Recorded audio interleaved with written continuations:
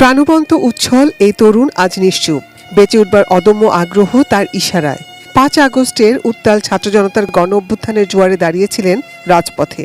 নতুন জীবনের স্বপ্ন পূরণের অভিলাষে এই আন্দোলনের সাথে মিশে গিয়েছিলেন।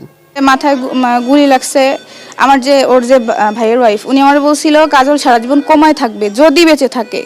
তো আমি তারা তখন একটাই কথা বলছিলাম যে ওরকম কিছু হবে না, আল্লাহর পরিপূর্ণ সুস্থতা দান করবে। এবং আস্তে আস্তে ও, এটা আমার আল্লাহর উপর বিশ্বাস, আর ওর আমি অনেক ভরসা করি, আমি জানি ও ব্যাক করবে।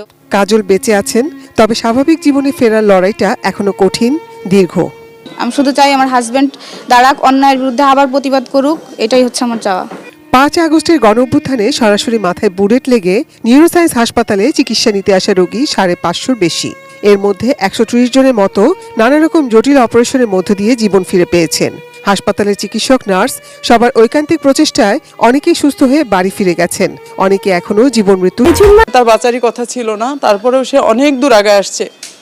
উপর আল্লাহর রহমত ছিল আর স্যারদের আপনার ট্রিটমেন্ট, সে কর্মজীবনে যতটুকু ছিল এখন সেটাই ফিরবে কিনা সেটা বলা যাচ্ছে না। অনেকে জীবন ফিরে পেলেও স্বাভাবিক জীবনে পরিবারের ভরণ পোষণের দায়িত্ব বহন করার মতো শক্তি ফিরে পাবেন কিনা তা নিয়ে সন্দেহ রয়েছে। এ ধরনের রোগীদের জন্য দেশের চিকিৎসকদের পাশাপাশি সহযোগিতার হাত বাড়িয়েছেন বিদেশি চিকিৎসকরাও। ৫ শতাধিক ভিকটিম বা আহত ব্যক্তিকে আমরা পেয়েছি, তার মধ্যে ১৩০-এর উপরে সরাসরি মাথা অথবা স্পাইনাল কর্ডে গুলি খাওয়া।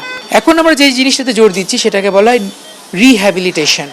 স্বাভাবিক জীবনের কাছাকাছি একটা জীবনে ফিরিয়ে আনার যে পরিক্রমা, সেটা আমরা করছি এখন। নিউরোসায়েন্স হাসপাতাল কর্তৃপক্ষ জুলাই আগস্টের গণ অভ্যুত্থানে আহত রোগীদের সেবা দিয়েছেন, তাদের স্বাভাবিক জীবনে ফিরিয়ে দেবার যে জটিল প্রক্রিয়া তাতেও সহায়তা করছেন। তো থাইল্যান্ড থেকে একটা টিম এসেছিল, আমরা চেষ্টা করছি পর্যায়ক্রমে একজনকে আজকে আমরা নির্বাচন করেছি, পর্যায়ক্রমে অন্যদেরকেও একটু দেশের বাহিরে আরেকটু উন্নত সেবা দেওয়া যায় কিনা। যদিও তাদের সমস্ত চিকিৎসা আমরা কিন্তু নিউরোসায়েন্স হাসপাতাল থেকেই দিয়েছি। আহতদের অনেকে বাড়ি ফিরে যাবেন, কিন্তু এদের অনেকেই সারা জীবনের জন্য পুরোপুরি স্বাভাবিক জীবনে হয়তো ফিরতে পারবেন না। তাদের সেই অপূর্ণতাকে সঙ্গী করে বেঁচে থাকার পথ পরিক্রমা সহনীয় করার যথাসাধ্য চেষ্টা করছে স্বাস্থ্য বিভাগ।